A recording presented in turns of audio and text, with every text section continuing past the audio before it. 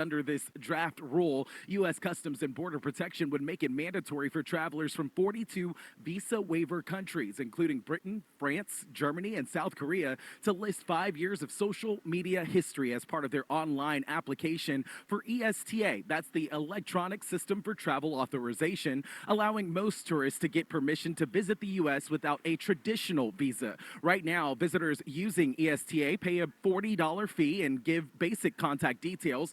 Authorization is usually valid for 2 years. Under the new proposal, U.S. Customs would phase in the extra questions after a 60-day public comment period and a separate review by the White House Budget Office, potentially rolling out the changes in stages over the following weeks and months.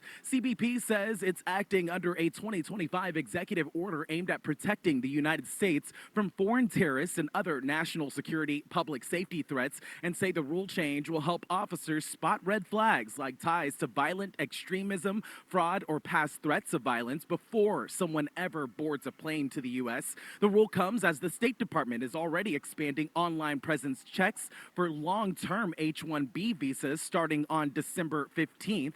Travel industry groups warn the move could mean longer waits for approval and more travelers flagged for extra screening, especially ahead of major events like the 2026 World Cup. While I'm not fully against this. It's a little bit weird, and it does feel like, similar to what the UK does, to where, if you said some stuff in another country, you come to the UK, they could arrest you and or kind of detain you a little bit. The reason I say that is because there have been cases of comedians in particular, right, making certain jokes, and the way the UK is handling this shit over there when it comes to social media, you can't say certain things without people getting a little butthurt, and then the government say, hey, look, you can't say that. You know what I'm saying? It kind of borders along the line of that. Not necessarily, but it kind of gives me a little wigged out feeling, personally. But I understand the concept. I understand the reason why they're doing it. Makes sense from the stance of, making sure that we're protecting ourselves from foreign-born terrorists. But a lot of the cases, you'd be surprised.